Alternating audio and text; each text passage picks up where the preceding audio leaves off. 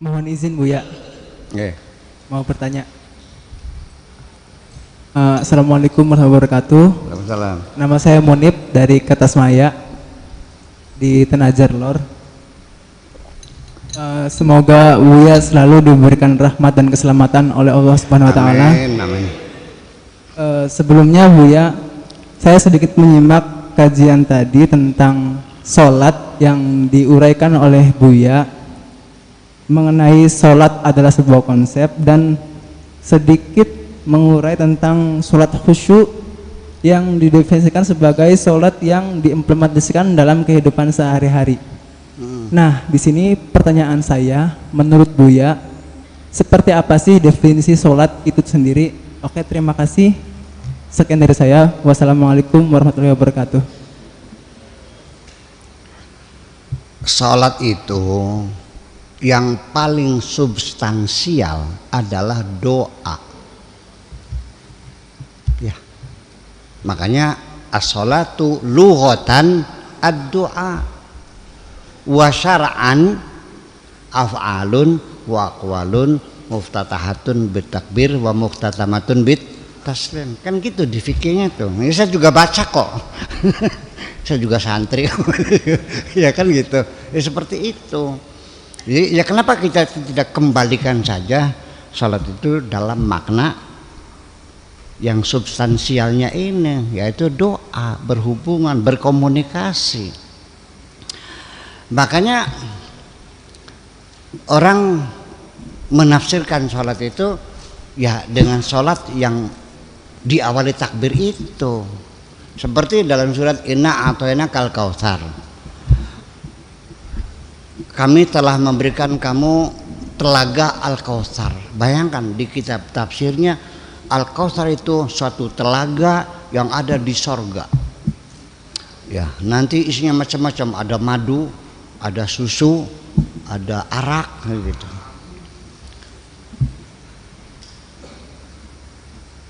Inna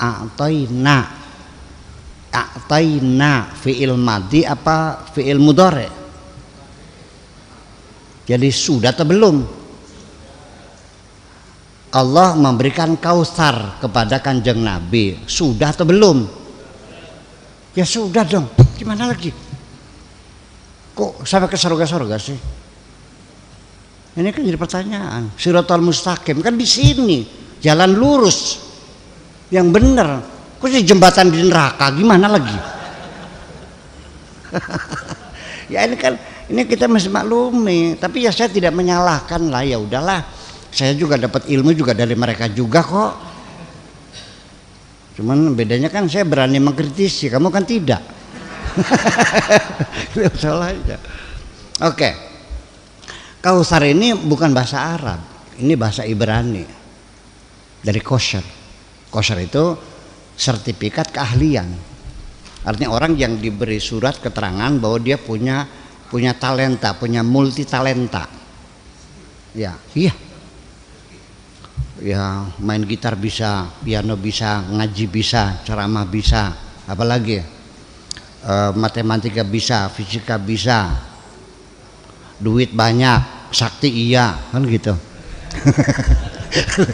Kan multi talenta, kosher, dari kata kosher, kashrut.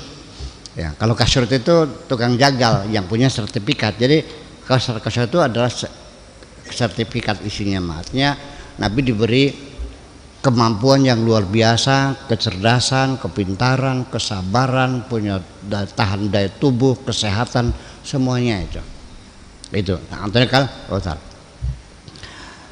Jadi udah nggak usah ngenes, nggak udah sedih, udah. Artinya kami sudah memberikan berbagai macam talenta kepada kamu. Silakan untuk bekal hidup kamu berjuang. Yang penting fasalli li rabbika, banyak berkomunikasi dengan Tuhanmu. Jangan pedulikan komentar-komentar orang lain. Yang penting banyak berkomunikasi. Kami bekali engkau dengan talenta-talenta yang banyak sekali. Yang penting kau berkomunikasi dengan Tuhanmu. Fasalli li rabbika, bukan sholat. Sembahyang mana? Gue sembahyang mana kan? wanhar, dan berkorbanlah. Artinya coba pikirkan masyarakatmu, tolonglah mereka yang susah, ajarilah yang bodoh, obatilah yang sakit, ya kan? Kita berikan pengorbanan kita kepada masyarakat dengan kebaikan-kebaikan, karena melalui berbuat baik kepada sesama itu akan membangun namanya the law of attraction, ya, undang-undang daya tarik. Kita menjadi ketokohan, akan eksis di tengah-tengah masyarakat. Wanhar fasali lirobika wanhar, inna syaniaka, nanti yang memusuhi kamu, yang menjelek-jelekan kamu, yang ngerasain kamu, huwal abtar, akan tumbang dengan sendirinya. Kan enak begitu tuh. Kok tekan neraka sepriben. Ini persoalannya. Jadi ya seperti gitu. Jadi artinya begini, mereka menafsirkan Al-Quran pada zaman itu. Tapi pertama kali tafsir At-Tabari, di situ Israiliyat, khurafat, ya kan, hadis-hadis dhaif masuk semuanya. Yang penting asal mengurai, jangan disalahkan, ya kan begitu. Nah, kita sekarang sudah teknologi, sains teknologi semakin maju, kita punya alat yang lengkap, ya kita bedah lagi dong. Memang nggak boleh menafsir Al-Quran, memang nggak boleh. Ini Al-Quran untuk kita kok, masa nggak boleh dibedah, diurai lagi. Nah itulah makanya itu sekira seperti itu maksudnya. Nah kita kembali tadi yang lupa saya uraikan, seperti ketakwaan tadi itu apa tadi itu? Melaksanakan segala perintah Allah. Al-Quran menjelaskan orang bertakwa itu alladzina yu'minuna bil ghaibi. Ghaib itu apa ceritanya? Sorga, neraka, malaikat. Kalau sorga mah bukan gaib, yang kita akan masuk ke situ, yang masuk kelihatan enggak sorganya? Bidadari kelihatan enggak? Jadi gaib bukan? Bukan. Di sini ghaibun dengan ghaibun itu beda. Haji Ahmad datang enggak? Enggak. Ghaib artinya enggak datang, enggak hadir. Itu ghaib. Kalau ghaibun itu artinya yang tidak bisa ditangkap oleh panca indera, kan itu berupa konsep. Keder banget sih. Malaikat gaib bukan? Ya bukan, yang bisa ketemu aja. Sih. Jadi gaib itu sesuatu yang sifat konsep-konsep. Ya artinya punya platform. Orang yang bertakwa itu orang yang hidupnya punya platform, punya visi dan misi, punya gagasan, punya tujuan, punya pidato politik, punya target, betul enggak? Punya cita-cita. Jadi terarah semua perbuatannya itu. Tidak kayak pedet ke gawang garu. Ya kemana ikut ya avanturis kan gitu, avanturir semuanya itu, pragmatis, mana yang menguntungkan. Nggak bisa. Orang bertakwa itu orang yang punya prinsip, punya tegas, punya tujuan jelas. Artinya pengen hidup di demokrasi. Demokrasi itu ghaibun, ghaibun. Kayak apa makhluknya demokrasi itu? Nggak ada itu konsep. Di mana terciptanya suatu kebebasan individu, kebebasan masyarakat, kebebasan berbicara, kebebasan berekspresi. Iya, negara yang melindungi warga negaranya. Ya itu demokrasi. Dari mana taunya? Nah, negara kita ini sudah kelihatan tanda-tanda kedemokrasiannya, di mana orang boleh demo, betul nggak? Orang boleh mengkritisi presiden, boleh kok. Sekarang nggak ditangkap kok. Betul nggak? Itu di ISC itu kan mereka sudah tidak takut, nggak ada takut lagi mengkritiki presiden. Ya karena kita sudah demokrasi. Asal cuma yang sopan aja lah gitu aja kan. Iya nggak ada masalah. Menyebabkan kesalahan boleh kritisi, tapi jangan mencaci maki dong gitu aja, pakai etika juga.